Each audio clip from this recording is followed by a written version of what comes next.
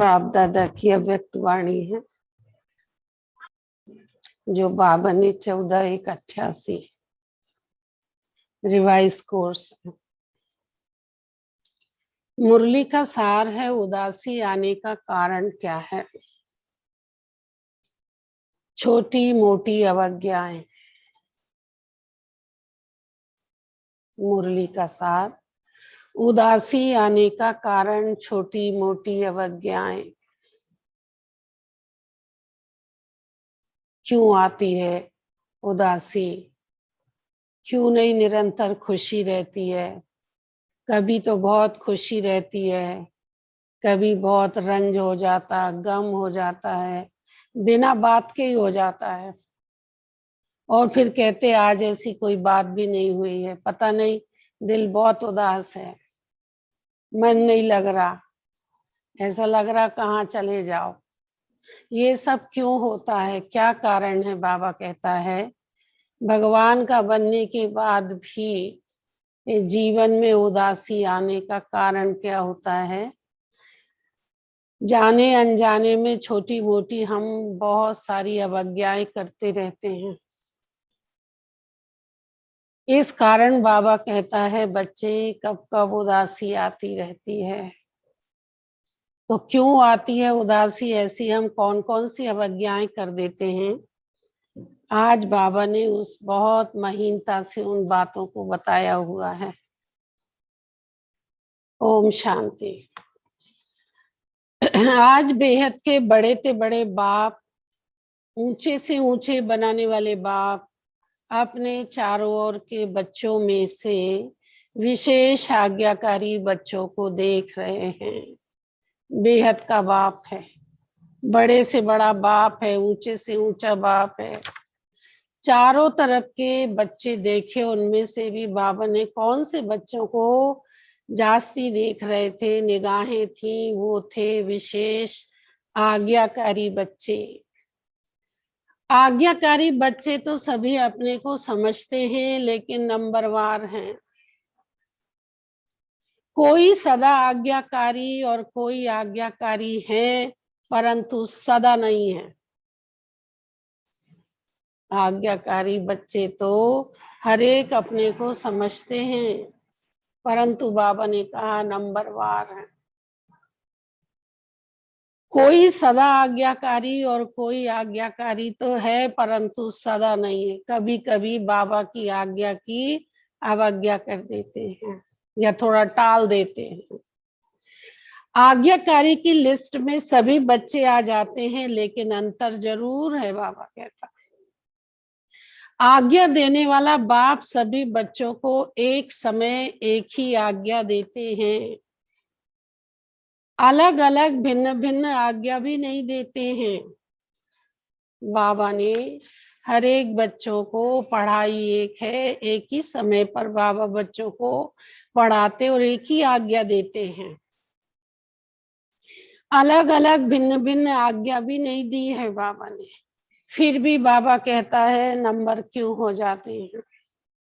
क्योंकि जो सदा हर संकल्प व हर कर्म करते, बाप की आज्ञा का सहज स्मृति स्वरूप बनते, वो स्वतः ही हर संकल्प, बोल और कर्म में आज्ञा प्रमाण चलते, और जो स्मृति स्वरूप नहीं बनते उनको बार बार स्मृति लानी पड़ती है।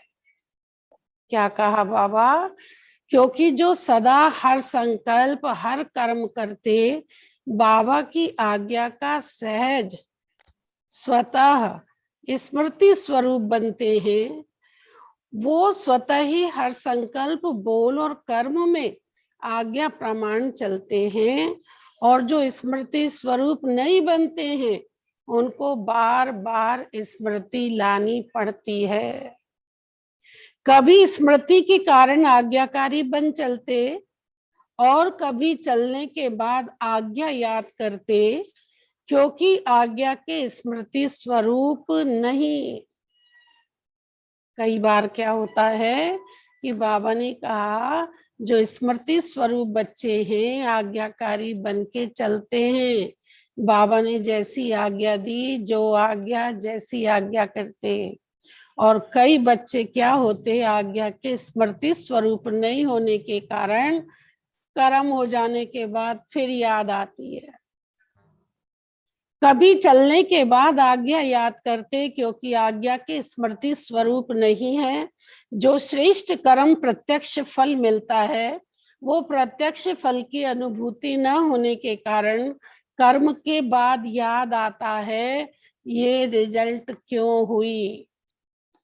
कर्म के बाद चेक करते तो समझते हैं जो जैसी बाप की आज्ञा है, उस प्रमाण न चलने कारण जो प्रत्यक्ष फल अनुभव हो वो नहीं हुआ। कब किया ये चेक? कर्म हो जाने के बाद जब उनको ऐसा अनुभव हुआ, तब वो चेक किया कि अरे बाबा ने जो आज्ञा दी थी, जैसी आज्ञा थी ना, उस प्रमाण नहीं चले हैं। इसको कहते आज्ञा के स्मृति स्वरूप नहीं है। लेकिन कर्म के फल को देखकर स्मृति आई। जब कर्म का परिणाम सामने आया, तब उनको लगा कि ऐसा क्यों हुआ, करने में तो हमने कोई चूक नहीं करी। फिर बाद में पता पड़ा कि कर्म करने के बाद हमको याद आया। तो नंबर 1 है सहज स्वतः स्मृति स्वरूप आज्ञाकारी, और दूसरा नंबर है कभी स्मृति से कर्म करने वाले और कभी कर्म के बाद स्मृति में आने वाले। दूसरा नंबर कौन? तो बाबा कहता कभी स्मृति से कर्म करते हैं और कभी कर्म के बाद स्मृति आती है। तो ये हो गए दूसरे नंबर वाले। पहले नंबर वाले तो सहज स्वतः सदा स्मृति स्वरूप हो, कर्म करते हैं इसलिए रिजल्ट भी अच्छी है। और दूसरे नंबर बाबा ने कह दिया क्या करते हैं वो, सहज स्वतः स्मृति स्वरूप आज्ञाकारी नंबर 1, और दूसरा नंबर कभी स्मृति से कर्म करने वाले और कभी कर्म के बाद उसको उनको स्मृति में आने वाले, इसलिए दूसरा नंबर हो गए। तीसरे नंबर की तो बात ही छोड़ दो, बाबा ने तीसरा नंबर नहीं दिया। कह रहे बस पहला नंबर, दूसरा नंबर, तीसरे नंबर की बात छोड़ो। 2 मालाएं हैं, पहली छोटी माला है, दूसरी बड़ी माला है। तीसरी की तो माला ही नहीं है, इसलिए 2 की ही बात बाबा कर रहे हैं। आज्ञाकारी नंबर 1 कौन से बच्चे हैं जिनको बाबा कह रहे आज्ञाकारी हैं, नंबर 1 है। तो आज्ञाकारी नंबर 1 सदा अमृत वेले से रात तक सारे दिन की दिनचर्या के हर कर्म में आज्ञा प्रमाण चलने के कारण हर कर्म में मेहनत नहीं अनुभव करते, लेकिन आज्ञाकारी बनने का विशेष फल बाप के आशीर्वाद की अनुभूति करते हैं। बाबा की नंबर 1 पहली आज्ञा, अमृत वेले उठ बाबा को बहुत प्यार से याद करो। तो जो आज्ञाकारी नंबर 1 बच्चे हैं, उनकी सारी दिनचर्या में आज्ञा प्रमाण चलने के कारण कोई भी कर्म में मेहनत अनुभव नहीं होती।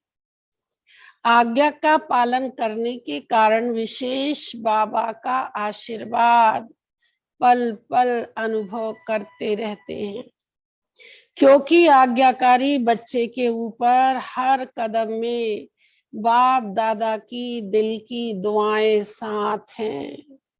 मांगने की जरूरत नहीं है कि बाबा हमको दुआएं दो, और दुआएं मांगने से मिलती भी नहीं है। कोई कहे हमें दुआ दो, आशीर्वाद दो, तो बाबा कहता बच्चे मांगने की क्या बात है, बाबा की हर आज्ञा का पालन करते चलो तो दुआएं ऑटोमेटिक आपको मिलती रहेंगी।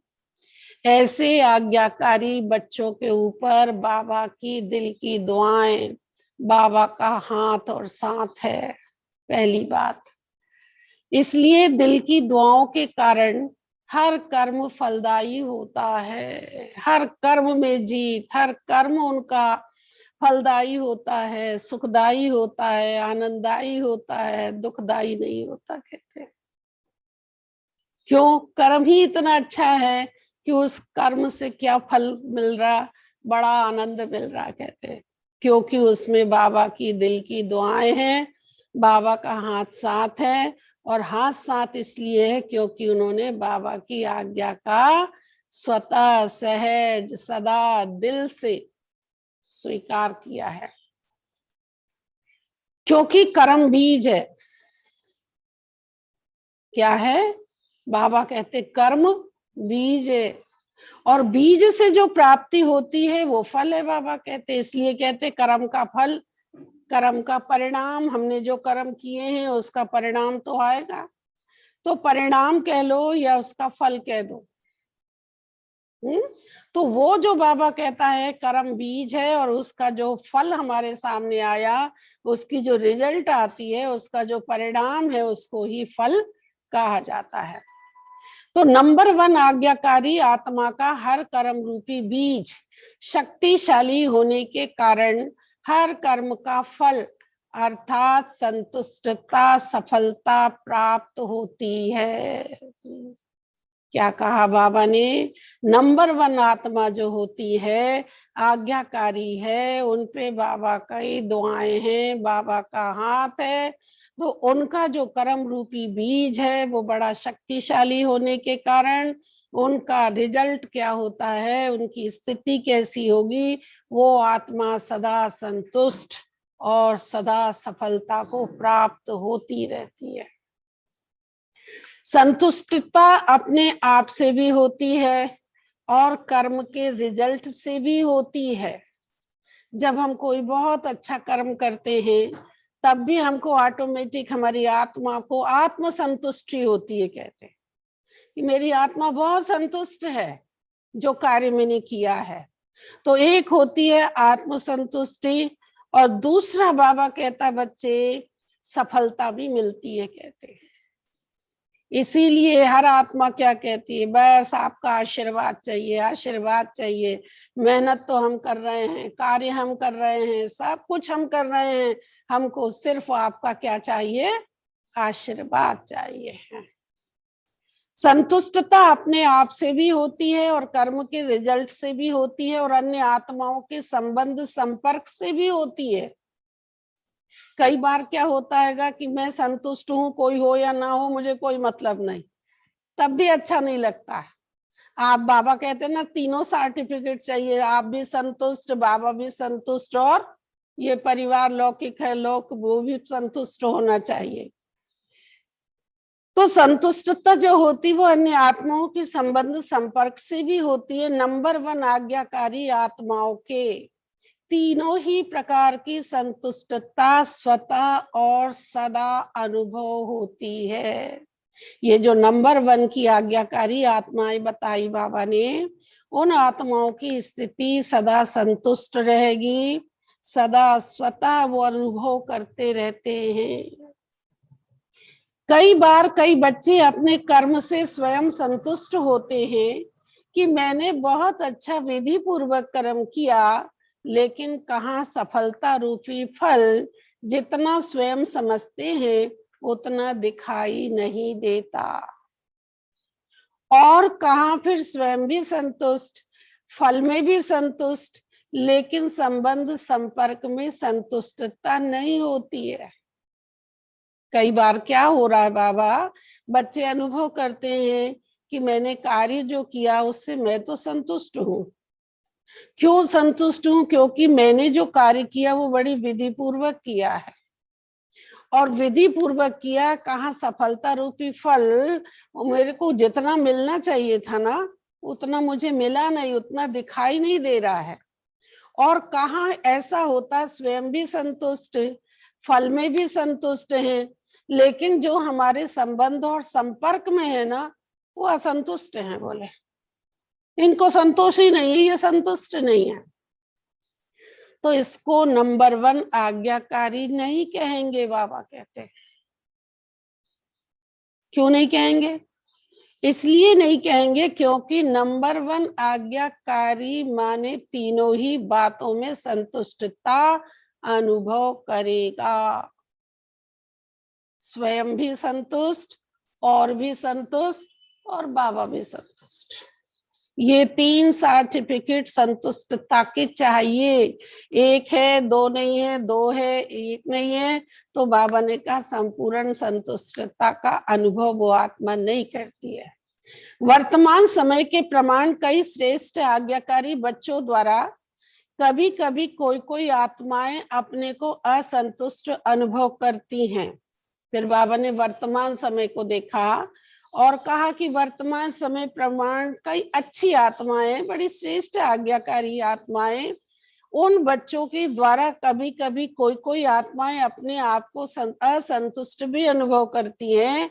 आप सोचेंगे ऐसा तो कोई नहीं है जिससे सभी संतुष्ट हो। खुद ही अपने आप को जज करते हो, क्या कहते? मेरे को तो नहीं समझ में आता कि दुनिया में कोई ऐसा होगा जिससे कि सभी लोग संतुष्ट होंगे। कितना ही अच्छा करो, क्या भी करो, परंतु कोई ना कोई रुष्ट रहता ही है। बोले कोई ना कोई असंतुष्ट हो भी जाते हैं, लेकिन वो कई कारण होते हैं। फिर सुना क्या कारण हो जाते? अपने कारण को न जानने के कारण मिसअंडरस्टैंड अर्थात गलत फहमी कर देते हैं। दूसरी बात, अपनी बुद्धि प्रमाण बड़ों से चाहना, इच्छा को ज्यादा ही रखते हैं। बाबा ने कहा एक क्या हुआ, बाबा ने कहा कई बार ऐसे हो जाती, गलत फहमी भी हो जाती है। सुना अभी कोई असंतुष्ट भी हो जाते हैं, उनके बहुत सारे कारण रहते हैं। जरूरी कारण नहीं है कि मैं हूं उसका कारण, लेकिन गलत फहमी हो गई कि पता नहीं भैया ये क्यों असंतुष्ट, कहीं मैं कारण तो नहीं हूं इनका।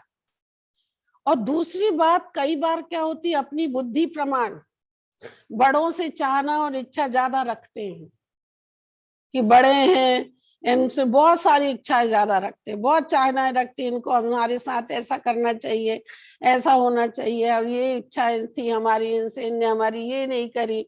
तो बड़ों से ज्यादा इच्छा और चाहना, और वो इच्छा जब पूरी नहीं होती है तो भी असंतुष्ट हो जाते हैं। देखा, असंतुष्ट होने के कारण सुना रहे बाबा। तीसरी बात सुनाई, कई आत्माओं के पिछले संस्कार, स्वभाव और हिसाब किताब के कारण भी जो संतुष्ट होना चाहिए वो नहीं होते हैं। कईयों का स्वभाव संस्कार ही ऐसा है, कहते पता नहीं कैसा स्वभाव है इसका, इनका संस्कार स्वभाव समझ में नहीं आता हमको। और कई बार ऐसा होता है कि पता नहीं कोई जन्मों का पिछले के हिसाब किताब होगा भैया, इसलिए भी ये मेरे से खुश नहीं हो रहा, मैं तो बहुत संतुष्ट करना चाहती हूँ। इस कारण नंबर 1 आज्ञाकारी आत्मा का व श्रेष्ठ आत्मा द्वारा संतुष्टता न मिलने का कारण होता नहीं है, लेकिन अपने कारणों से असंतुष्ट रह जाते हैं। वो नंबर 1 जो आज्ञाकारी है ना, वो कोई कारण नहीं है इनके, परंतु वो तो अपने आप से ही असंतुष्ट हैं वो। लेकिन उसमें भी मेजॉरिटी 95% के करीब संतुष्ट होंगे। उसमें से भी अगर बाबा ने कहा कि तुमको ये मेरे से खुश भी नहीं रहते, इतना मैं कोशिश करती हूँ, लेकिन बाबा ने कहा कि 95, 100 में से 95 तो आपसे संतुष्ट राजी है ना, अभी ये 5% तो ऐसे ही रहेंगे, इन पे ज्यादा जास्ती गौर भी नहीं करना। सुना, अभी ये इसका प्रतिशत निकाल लो कि मेरे पास इतने इतने लोगों का संपर्क है, ऐसा है, और इनमें से ये 2-4 लोग हैं, तो फिर मैं क्या करूं, मेरे से इतने सारे लोग तो खुश है ना। 5% असंतुष्ट दिखाई देते तो नंबर 1 आज्ञाकारी बच्चे मेजॉरिटी तीनों ही रूप से संतुष्ट अनुभव करेंगे, और सदा आज्ञा प्रमाण श्रेष्ठ कर्म होने के कारण, हर कर्म करने के बाद संतुष्ट होने के कारण कर्म बार बार बुद्धि को, मन को विचलित नहीं करेगा। आई समझ में ये बात? जब हमने देखा तो बाबा कहता वो नंबर 1 तीनों ही रूप में संतुष्ट अपने आप को नंबर 1 आज्ञाकारी आत्मा एक अनुभव करती है, तो फिर उनका कर्म, उनका मन, उनका बुद्धि बार बार विचलित नहीं होता कि ये कर्म मैंने ठीक किया कि नहीं किया, ठीक हुआ कि नहीं हुआ। ये कई बार कहते ना, पता नहीं गलत ही है कि सही है, मेरा ही कोई खराब हो गया, ये जो मेरे से ऐसे रहते। तो ये जो मन में हलचल और बुद्धि में हलचल रहती, वो नहीं रहेगी। तो बाबा बोले कि बच्चे संतुष्ट अनुभव करेंगे और सदा आज्ञा प्रमाण श्रेष्ठ कर्म होने के कारण, कर्म करने के बाद संतुष्ट होने के कारण कर्म बार बार बुद्धि को, मन को विचलित नहीं करेगा, ठीक किया व नहीं किया। ये पहले नंबर वाली आत्मा। सेकंड नंबर वाले को कर्म करने के बाद कई बार मन में संकल्प चलता है, पता नहीं ठीक किया कि नहीं किया। वो तो बहुत ज्यादा निश्चिंत है कि मैंने तो सब कर्म जो किया मेरा तो बहुत अच्छा है, मेरा मन नहीं खा रहा मुझे। और दूसरा है, करने के बाद भी उसका मन कैसा चलता है, पता नहीं ठीक हुआ कि नहीं हुआ।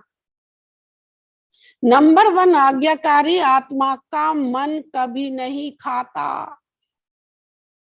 ये जो मन में बार बार आती है, फिर मन बड़ा विचलित अशांत हो जाता है, जिसको कह रहे क्या मैंने ऐसा कर्म क्यों कर दिया, मेरा मन बहुत खा रहा, मेरा कॉन्शियस मुझे अलाउ नहीं कर रहा कि मैंने ऐसा क्यों किया। तो खाता कब बनता है, जब मेरा मन खाता है तो खाता हिसाब किताब बन जाता है, वो मेरे खाते में चला गया। आज्ञा प्रमाण चलने के कारण वो सदा हल्के रहते हैं, क्योंकि कर्म के बंधन का बोझ नहीं है उनके ऊपर। बाबा कहता है आज्ञा अनुसार किया, इसलिए बाबा कहता ना तो उनका कर्म का खाता बना, आज्ञा प्रमाण चले इसलिए हल्के रहे, आज्ञा प्रमाण चले इसलिए उनके ऊपर कर्म का कोई बंधन, कोई बोझ नहीं आया।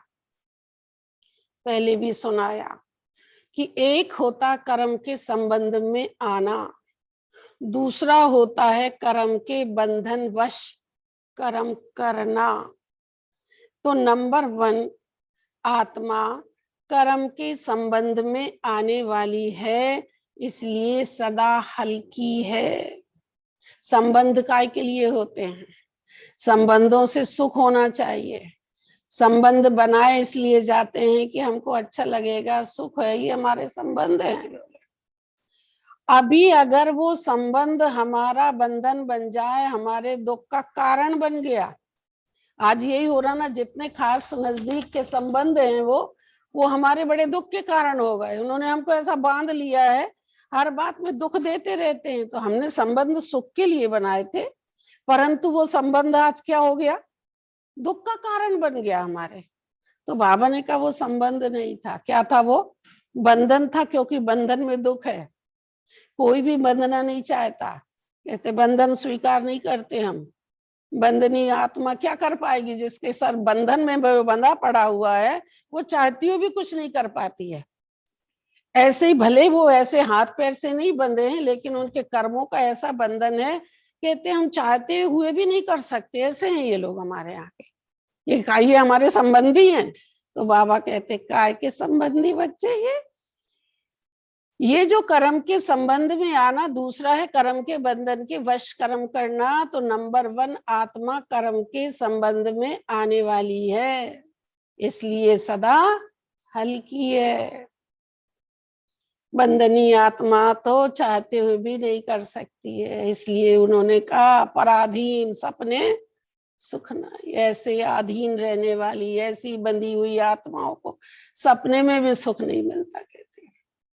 नंबर 1 आत्मा हर कर्म में बाप दादा द्वारा विशेष आशीर्वाद की प्राप्ति के कारण हर कर्म करते आशीर्वाद के फलस्वरूप सदा ही आंतरिक विल पावर अनुभव करेगी।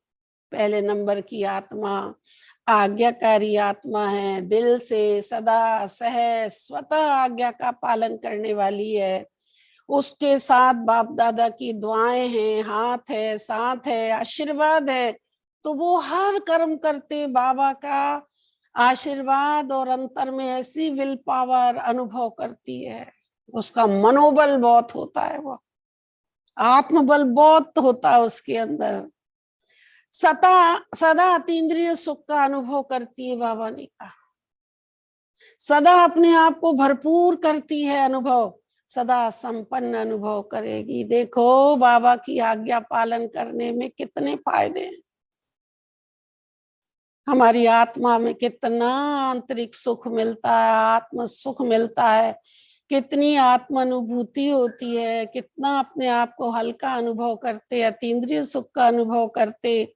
बाबा का ये दुआ है, आशीर्वाद है, और उसका ये फल है कि हम आत्मा बहुत बहुत सुखी है। और एक करने के बाद भी क्या हो रहा, वो चीज नहीं कर रहे तो जरा सी गलती कर रहे हैं। कभी कभी कई बच्चे बाप के आगे अपने दिल का हालचाल सुनाते हैं। कभी कभी बच्चे तो बाबा के पास बैठते हैं, अपने सारे दिल की लेन देन करते हैं, बाबा को हालचाल सुनाते हैं, और सुनाना भी चाहिए। हालचाल सुनाते हुए क्या कहते हैं, ना मालूम क्यों आज अपने को खाली खाली समझते हैं। कहते आज मुझे अच्छा नहीं लग रहा, बहुत खालीपन लग रहा है, इतना खाली खाली लग रहा है। कोई पूछेगा कोई बात हो गई क्या, तो क्या कहता, नहीं कोई बात भी नहीं हुई है। फिर भी अपने आप को बहुत उदास, बहुत हताश, बहुत निराश, बहुत खाली खाली, जैसे कि ताकत ही नहीं है कुछ,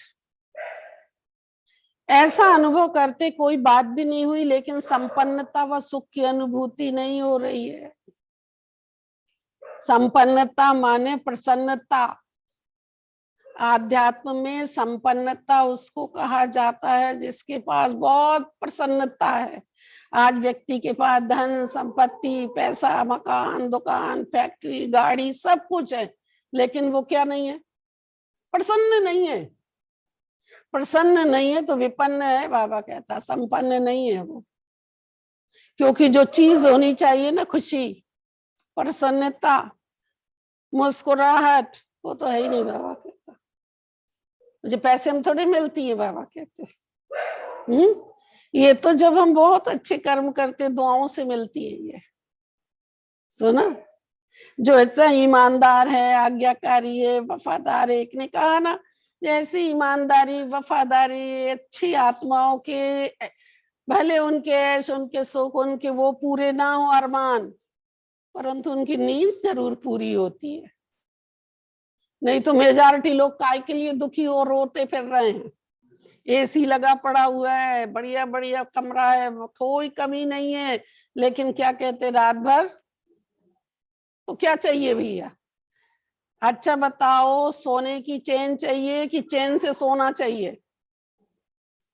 दुनिया के पास सोने की चेन है, खूब बड़ी बड़ी लटका के पहन के घूमते रहते हैं, और सोने की चेन दिखाते तुम्हें हमेशा में कि देखो सोने की चेन पहने। तो उनके पास सोने की चेन है और हमारे पास चैन से सोना है। तो आज फैसला करो, दोनों में से क्या चाहिए। तो संपन्नता बाबा ने कहा उसकी जरूर है, वैभवों की, लेकिन प्रसन्नता नहीं है। बाबा कहते हैं वो सुख की अनुभूति नहीं हो रही है। कई बार उस समय कोई उल्टा कार्य या कोई छोटी मोटी भूल नहीं होती है, लेकिन चलते चलते अनजान व अलबेलेपन में समय प्रति समय आज्ञा के प्रमाण काम नहीं करते। बाबा कहते खाली खाली अनुभव हो रहा है, मन नहीं लग रहा है, बुरा लग रहा है, खुशी नहीं हो रही है, कोई उल्टा सुल्टा कार्य भी आज नहीं किया, ऐसी कोई मैंने भूल भी नहीं हुई है, फिर भी बाबा कहते हैं उसका कारण चलते चलते अनजान व अलबेलेपन में समय प्रति समय आज्ञा के प्रमाण काम नहीं करते।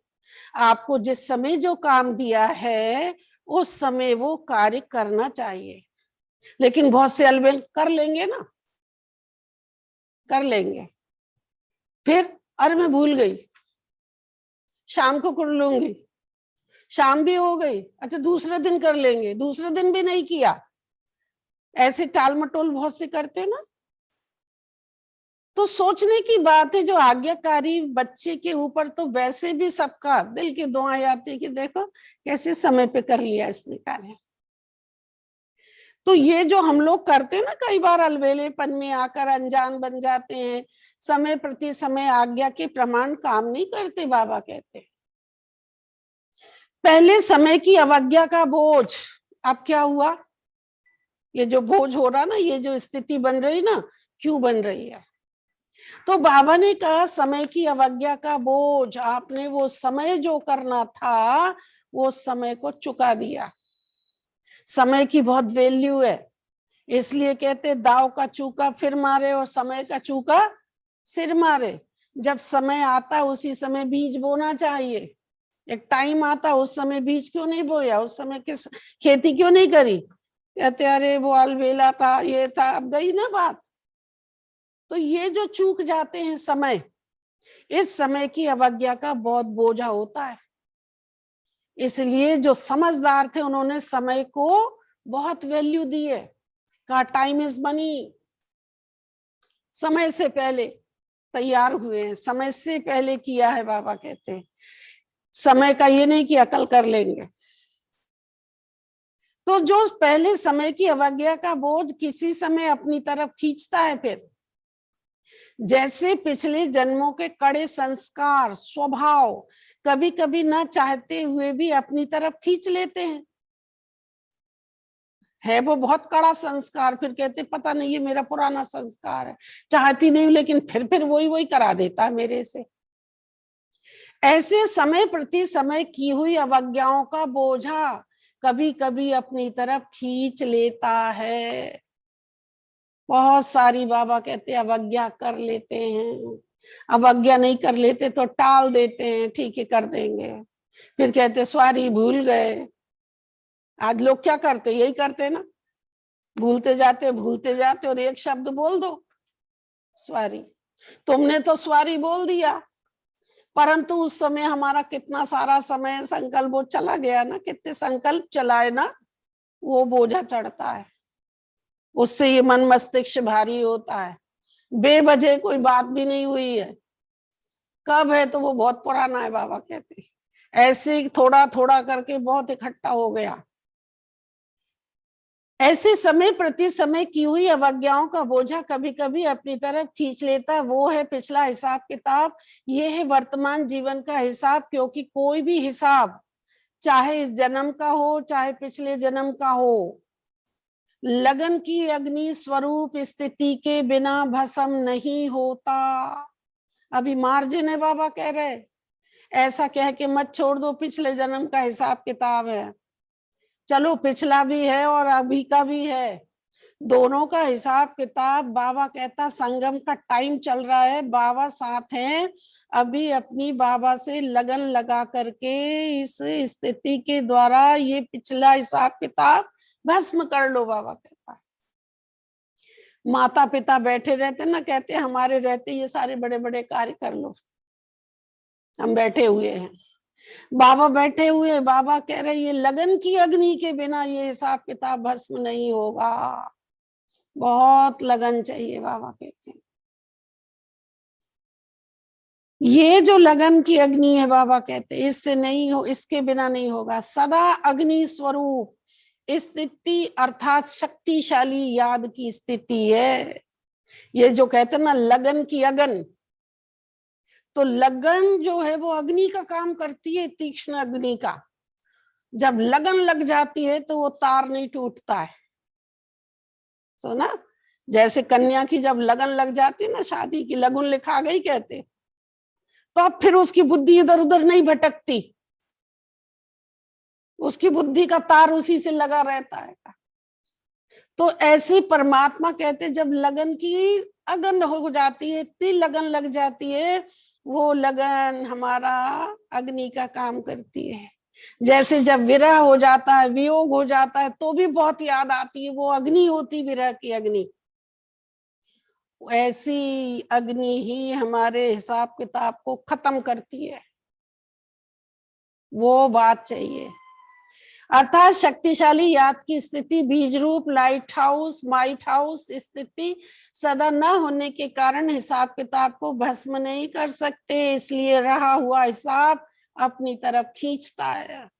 कहते वो मुझे बहुत खींचते हैं, बहुत खींचते हैं, तो वो हिसाब किताब पूरा नहीं हुआ, जिस दिन हिसाब किताब पूरा हो जाएगा उस दिन हमारी खिंचावट खत्म हो जाएगी। ये पहचान है। कहते पहले बहुत खींचते थे, घर वाले खींचते थे, दे दे के संबंधी खींचते थे, उनका बड़ा खिंचाव होता था।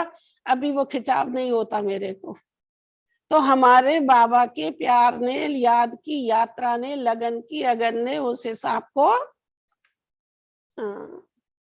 इसलिए अब नहीं खिंचाव हो रहा। नहीं तो पहले मैं इतनी खिंची खिंची रहती थी, दिमाग खिंचा खिंचा रहता था। तनाव, खिंचा खिंचा माने एक तनाव रहता, एक टेंशन रहता। तुमसे कहो दिखाना तनाव, तो तुम कहोगे कैसे दिखाऊं, दिखा नहीं सकती मैं। अब तुमको याद, बाबा की याद दिखाना, मैं कैसे याद दिखाऊं? वो तो प्रैक्टिकल अनुभव होगा, स्थिति बताएगी मेरी। उस समय कोई गलती नहीं करते हो कि पता नहीं क्या हुआ, कभी मन नहीं लगेगा याद में, सेवा में, व कभी उदासी की लहर होगी। बाबा कहते पहले ऐसा मन लगता था योग में, अभी मन भी नहीं लग रहा। सेवा इतनी दिल से करती थी दौड़ दौड़ के, अभी सेवा करने का भी मन नहीं होता, उदास उदास। एक होता ज्ञान द्वारा शांति का अनुभव, दूसरा होता बिना खुशी बिना आनंद के सन्नाटे की शांति। देखो ज्ञान द्वारा जो आनंद और शांति मिलती है ना, वो शांति हमको बड़ा सुकून देती है। एक होती है नेचुरल नींद, एक होती है दवाई खा के नींद। कौन सी अच्छी है? नेचुरल। आपने गोली दवाई खा के नींद ली है ना, तब भी आपको क्या लगेगा? आपको अजीब सा, कह रहे वो नहीं लग रहा मुझे। नींद वाली, गोली वाली नींद में खिंचाव होगा, आंखें भारी होंगी, दिल भारी होगा। वो नेचुरल नींद नहीं है ना, तो हाथ पैर भी काम नहीं कर रहे हैं। हाँ, वो चीज नहीं आएगी। ऐसे ही बाबा ने कहा, एक होता है मुझे बाबा के ज्ञान से बहुत शांति मिली, बाबा की योग से बड़ी आनंद शांति मिली। एक शांति का अनुभव वो होता है। दूसरा होता बिना खुशी बिना आनंद के सन्नाटे की शांति। टेंशन में भी बात नहीं करते, बहुत शांति रहती है। जब टेंशन होता है, तनाव होता है, मूड ऑफ होता है, तब भी आप कोई से बात नहीं कर रहे, तब भी बहुत सन्नाटे में, बहुत शांति। लेकिन वो शांति कैसी है? तूफान, खिंची खिंची शांति है। जैसे वो लोग बोलते हैं कर्फ्यू लगा, तनावपूर्ण शांति है। ये कोई बात होती है? शहर में शांति है, परंतु कैसी है? तनाव वाली है। वो घूम रहे हैं, कभी भी वो हो जाता है। जैसे एक होता ना, कहते बड़ी शांति है, तो कहते तूफान आने वाला, उसकी शांति है जे। तो हम भी क्या होता है, वो मूड ऑफ है, हमारा को खुशी नहीं है, हम बहुत सन्नाटे में, शांत तो हैं हम, ऊपर से शांत दिख रहे हैं, लेकिन मैं जान रही अंदर से कितनी हलन चलन में हूं मैं, बहुत हलचल है अंदर। शांति वो भी है ना। तो बाबा क्या कह रहा?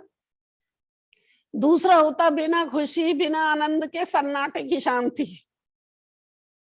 वो बिना रस के शांति होती है। ऐसी शांति में आनंद नहीं आ रहा, खुशी नहीं आ रही है। कहते भैया कैसा सन्नाटा छा रहा, शांति तो है, लेकिन ये शांति दुखदाई लग रही है मुझे। घर में कुछ गमी हो जाती, कोई बात हो जाती, तो बड़ा सन्नाटा रहता है, बहुत शांति रहती है, लेकिन उस शांति में खुशी का माहौल नहीं है ना, आनंद नहीं है ना, वो रस नहीं है ना। तो हम थोड़ी देर बैठेंगे, कहेंगे चलो कैसा अच्छा नहीं। और दूसरा एक माहौल होता है ना, उसमें वो खुशी, वो शांति होती है, थोड़ा बैठ, आनंद आ रहा है। वो कौन सी सत्संग वाली शांति होती, उसमें आनंद आ रहा है ना। तो कौन सी शांति? ये सब निशानियां हैं, पता काहे की? कोई ना कोई अवज्ञा की है। बाबा की आज्ञा की अवज्ञा का बोझ चढ़ता है, कर्म का बोझ खींचता है। फिर कहते क्यों खींच रहा है? तो कर्म किया है, बाबा कहता है। अवज्ञा एक होती है पाप कर्म करना व कोई बड़ी भूल करना, और छोटी मोटी अवज्ञाएं भी होती है। बाबा कहते हैं ये सब जमा हो गया, अवज्ञा करते रहे करते रहे करते रहे, दूसरा पाप कर्म भी हो जाता है। विकर्म कर लेते हैं, बड़ी भूल हो जाती है, छोटी छोटी भी अवज्ञाएं होती हैं, ये सब इकट्ठी जैसे बूंद बूंद से वो भरता है ना, ऐसे ही बाबा कहता है ये छोटा छोटा एक एक भूल इकट्ठा इकट्ठा होके बड़ा गट्ठा बन जाता है। अभी वो गट्ठा कैसे उठाएंगे, बाबा कहते हैं जैसे बाप की आज्ञा, पहली बाबा की आज्ञा है अमृत वेले विधि पूर्वक शांतिशाली याद में रहो, ये हमारे बाबा की पहली आज्ञा है। तो अमृत वेले तो उठ गए, लेकिन कैसे उठे, कैसे बैठे और कैसे लेटे, तीनों काम करते, कहते उठ तो गए थे, अमृत वेले उठे थे क्या, उठे थे ना, कैसे उठे थे,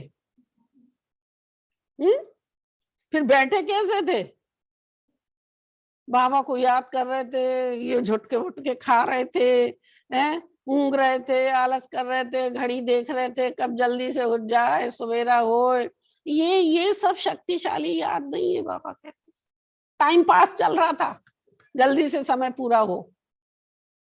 ये बाबा की आज्ञा अमृत वेले विधि पूर्वक शक्तिशाली याद में रहो।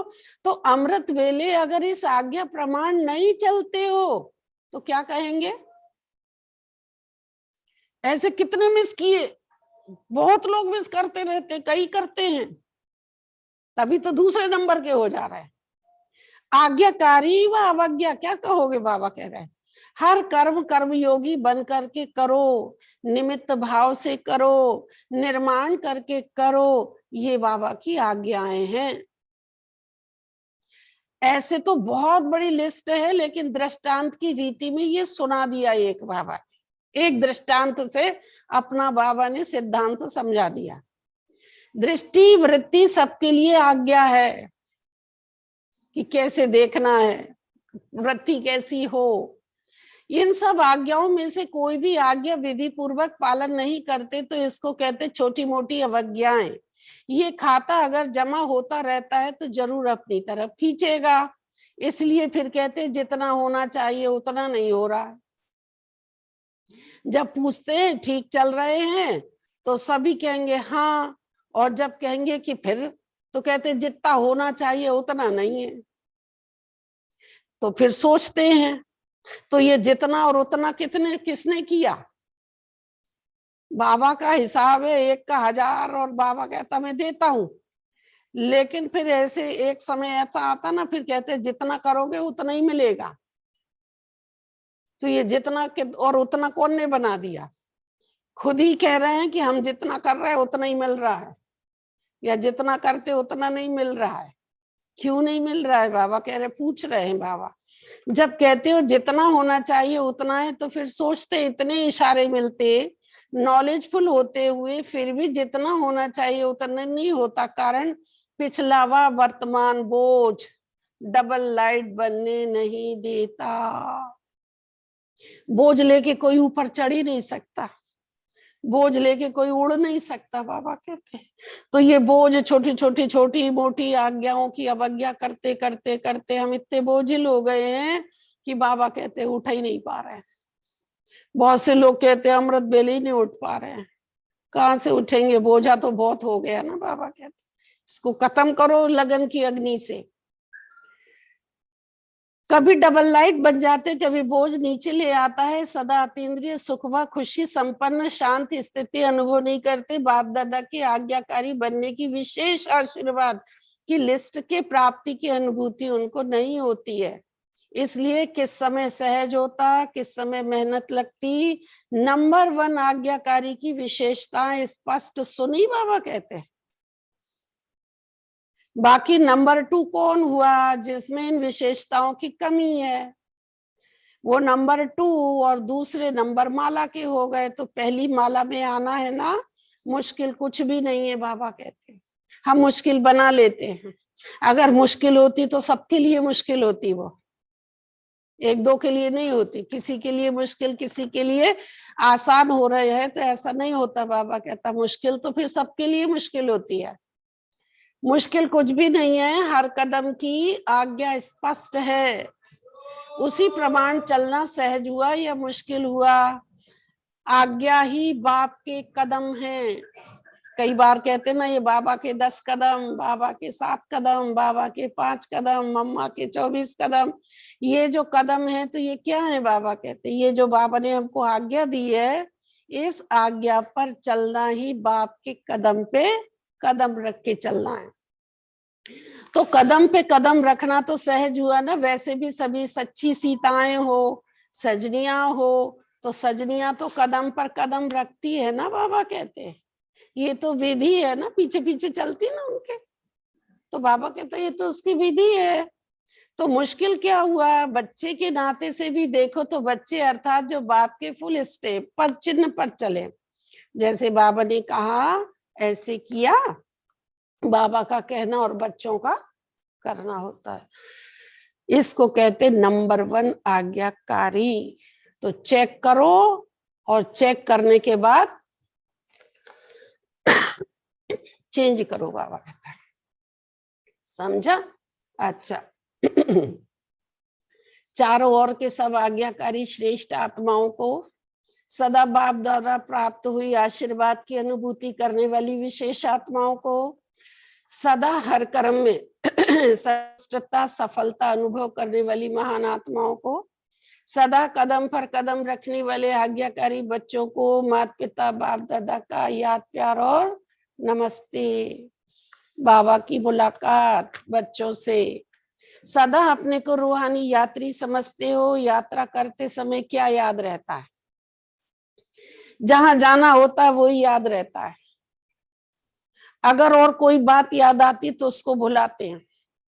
हम जा पूछते कहाँ जा रहे हो, कौन सी यात्रा पे जा रहे हो, तो वो बताते हैं हम लोग देवी की यात्रा पे जा रहे हैं, या अमरनाथ की यात्रा पे जा रहे हैं, या 4 धाम की यात्रा पे जा रहे हैं।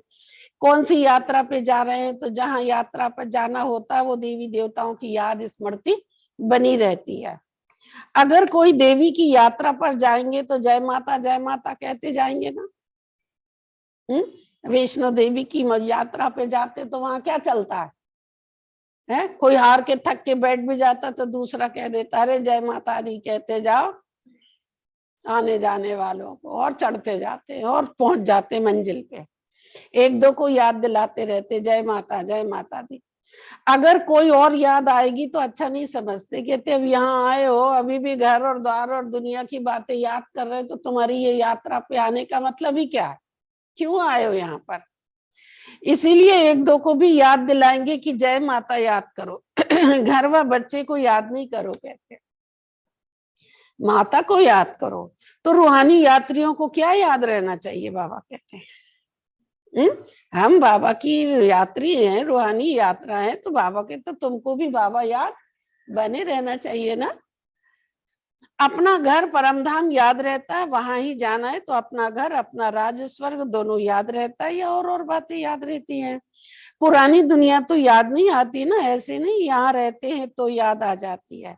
रहते हुए भी न्यारे रहना, क्योंकि जितना न्यारे रहेंगे उतना ही बाबा का प्यार, बाप से प्यार होगा, और जहाँ प्यार होगा वहां बाबा की याद होगी। तो चेक करो, पुरानी दुनिया में रहते पुरानी दुनिया में फंस तो नहीं जाते। कमल पुष्प कीचड़ में रहता, लेकिन कीचड़ से वो न्यारा प्यारा रहता है। तो सेवा के लिए रहना पड़ता है, मोह के कारण नहीं। तो माताओं को मोह तो नहीं है, बाबा कहता। बस यही बात है, ये माताओं में कन्याओं में सबसे ज्यादा क्या होता है? मोह होता। बाबा कह रहा, पूछ रहा बाबा माताओं को मोह तो नहीं है इसलिए तो पूछ रहे हैं। अगर थोड़ा पोतरे धोतरे को कुछ हो जाए फिर मोह होगा? अगर वो थोड़ा रोए तो आपका मन भी थोड़ा रोएगा ना। क्योंकि जहां मोह होता है तो दूसरे का दुख भी अपना दुख लगता है। ऐसे नहीं उसको बुखार हो तो आपको भी मन का बुखार हो जाए। मोह खींचता है ना। पेपर तो आते हैं, बाबा कह रहे हैं कभी पोतरा बीमार होगा, कभी धोतरा बीमार होगा, बाबा कहते हैं। सुना? और जहां जे बीमार हुए कि बे पहले बीमार हो जाती माताएं। कभी धन की समस्या आएगी, कभी अपनी बीमारी की समस्या आएगी, बाबा कहते हैं। ये सब होता ही रहता होगा, बाबा कहता है। लेकिन सदा न्यारे प्यारे रहो, मोह में ना आओ, ऐसे निर्मोही हो। माताओं को तो होता है संबंधों से मोह होता है, और पांडवों को होता है माताओं को मोह होता है परिवार बच्चे कच्चों से, और पांडवों को मोह रहता पैसे से। बाबा कह रहे हैं, सुना, पैसा कमाने में याद ही भूल जाएगी इनको। शरीर निर्वाह करने के लिए निमित्त काम करना वो दूसरी बात होती है, लेकिन ऐसे लगे ही रहना जो पढ़ाई भी याद ना आए और ना याद का अभ्यास हो, इसको कहेंगे मोह। बहुत से भाइयों से कहते ना, क्यों भाई क्लास में क्यों नहीं आते? अभी तो चलो ये वाली समस्या है, लेकिन पहले भी हम बोलते थे कि क्यों रोजाना क्लास में क्यों नहीं आ रहे बहन जी, कमाते हैं ना, कमाना पड़ता है। तो कम कमाना माने कम आना, कमाते हैं इसलिए हम आश्रम पे कम आते हैं। बढ़िया है, कमाते रहो, बाबा कहते। वो खुद ही कह रहे हैं, क्या कह रहे हैं? हम कमाते हैं, कमाना पड़ता है घर गृहस्थी के लिए, कमाओ। तो बाबा कहते, वो खुद ही कह रहे हैं हम कमाते हैं इसलिए कमाते। तो पैसे से मोह है ना ज्यादा, बाबा कहते। लेकिन ऐसा लगे रहना जो पढ़ाई याद ना हो, न याद का अभ्यास हो, इसको मोह कहेंगे। बाबा कहते इतना भी मत करो कि बाबा की ज्ञान योग मुरली, ये इतना थोड़ा तो समय निकालना चाहिए ना बाबा के लिए, कि 24 घंटे उसी में ही लगे हो। बाबा कहता तो मोह तो नहीं है ना, जितना नष्ट मोह उतना स्मृति स्वरूप। अच्छा, कमाल करने वाले कुमार हो, क्या कमाल दिखाओगे? सदा बाबा को प्रत्यक्ष करने का उमंग, उसकी विधि। आजकल के यूथ की तरफ सबकी नजर है। रूहानी यूथ अपने मनसा शक्ति से, बोल से, चलन से शांति की शक्ति अनुभव कराएं। वो समझे ये शांति की शक्ति से क्रांति लाने वाले। जैसे जिस्मानी यूथ की चलन और चेहरे से जोश दिखाई देता है, उनको देख के ही लगता पता चलता है ये यूथ है, ऐसे आपके चेहरे और चलन से शांति की अनुभूति हो, इसको कहते कमाल करना। हर एक की वृत्ति से वाइब्रेशन आए, जैसे उनके चलन से, चेहरे से वाइब्रेशन आता है कि ये हिंसक वृत्ति वाले हैं। शक्ल बताती है बड़े खूंखार हैं, बड़े हिंसक वाले हैं, ये तो बड़े खतरनाक दिख रहे हैं। ऐसे ही आपके वाइब्रेशन से शांति की अनुभूति हो, ऐसी किरणें आए, ऐसी कमाल करके दिखाओ। बाबा कहते हैं कोई भी क्रांति का कार्य करता है तो सबका अटेंशन जाता है, ऐसे आप लोगों के ऊपर सबका अटेंशन जाए, ऐसी विशाल सेवा करो। क्योंकि ज्ञान सुनाने से तो अच्छा लगता है ना, लेकिन परिवर्तन अनुभव को देखकर अनुभवी बनते हैं। ऐसी कोई न्यारी बात करके दिखाओ। वाणी से तो माताएं भी सेवा करती हैं, वाणी से निमित्त बहनें भी सेवा करती, लेकिन आप नवीनता करके दिखाओ जो गवर्नमेंट का टेंशन जाए। जैसे सूर्य उदय होता तो स्वतः ही टेंशन जाता है ना, रोशनी आ रही है, ऐसे आपकी तरफ सबका टेंशन जाए। समझा? अच्छा, आज का वरदान। थकी व तड़पती हुई आत्माओं को सिद्धि देने वाले खुदाई खिदमतगार भव। आत्माओं की बहुत समय से इच्छा व आशा है निर्वाण व मुक्ति धाम में जाने की। इसके लिए ही अनेक जन्मों से अनेक प्रकार की साधना करते करते थक चुकी हैं। अभी हर एक सिद्धि चाहते हैं, ना कि साधना। सिद्धि अर्थात सदगति। तो ऐसी तड़पती हुई, थकी हुई, प्यासी हुई आत्माओं की प्यास को बुझाने के लिए आप श्रेष्ठ आत्माएं अपने साइलेंस की शक्ति व सर्व शक्तियों से 1 सेकंड में सिद्धि दो, तब कहेंगे खुदाई खिदमतगार। बाबा ये खिदमत करो, बाबा कहते, तब कहेंगे तुम खुदा की खिदमतगार हो, खुदाई खिदमतगार हो। प्यासी, तड़पती, थकी हुई आत्माओं की प्यास बुझाओ, थकान मिटाओ। अच्छा, आज का स्लोगन, कमजोर संस्कार ही माया के आने का चोर गेट है। बाबा कहते चोर कहाँ से आता है? जो दरवाजा कमजोर होता है वहीं से तो तोड़ फोड़ करता कि यहाँ से जाएंगे पीछे वाले दरवाजे से। जो दरवाजा कम, आगे तो हम लोग बहुत मजबूत, पीछे की गली का एक दरवाजा कमजोर था कहते। तो कमजोर संस्कार ही माया के आने का चोर गेट है। अभी ये गेट बंद करो, जहां से कमजोरी होगी माया वहीं से घुसेगी। कहते ना, और तो सब ठीक है, बस एक बात की कमजोरी है मेरे में, जे नहीं हो पाता, तो समझ लेना माया कहाँ से आएगी, वहीं से आएगी। दुश्मन भी देखता है कि कौन सा हिस्सा कमजोर है, वही वार होगा। तो माया भी हमारा कौन सा संस्कार देखती है कि कहाँ से ये कमजोर है, इनकी कमजोरी किस बात की है। बस वही हमारा चोर गेट है, उस गेट को बंद करो बाबा कहते हैं, तो फिर माया काया कोई नहीं आएगी। अच्छा, ओम शांति। आज बाबा ने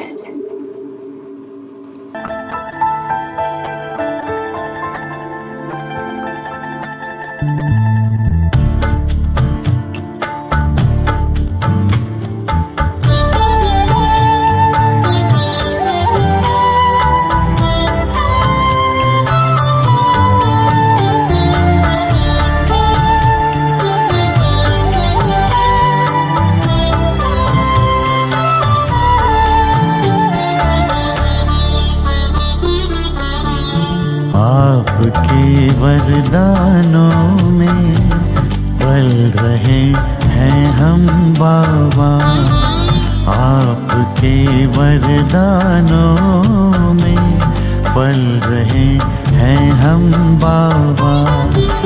हाथ देकर हाथ में चल रहे हैं हम बाबा, आपके वरदानों में पल रहे हैं हम बाबा, आपके वरदानों में पल रहे हैं हम बाबा।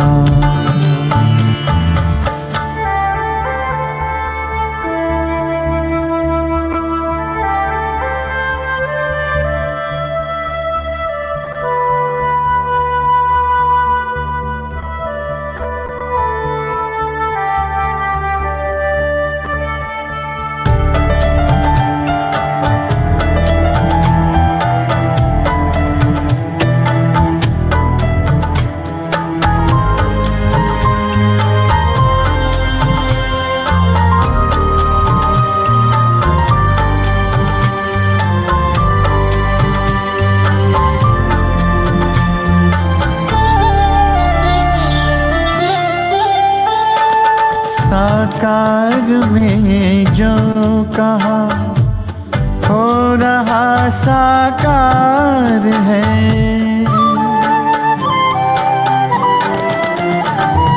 साकार में जो कहा हो रहा साकार है। मुस्कुराता आपके सपनों का संसार है, दीप बन आशाओं के जल रहे हैं हम बाबा, दीप बन आशाओं के जल रहे हैं हम बाबा। हाथ देकर हाथ में चल रहे हैं हम बाबा, आपके वरदानों में पल रहे हैं हम बाबा, आपके वरदानों में पल रहे हैं हम बाबा।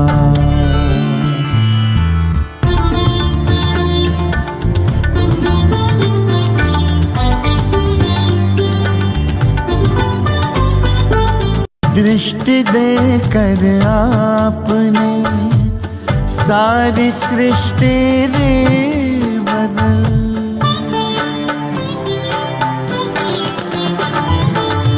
दृष्टि देकर आपने सारी सृष्टि रे बदल। कांटों को सुमन किया और कुटिया को महल, आपके रंग रूप में ढल रहे हैं हम बाबा, आपके रंग रूप में ढल रहे हैं हम बाबा। हाथ देकर हाथ में चल रहे हैं हम बाबा, आपके वरदानों में पल रहे हैं हम बाबा, आपके वरदानों में पल रहे हैं हम बाबा।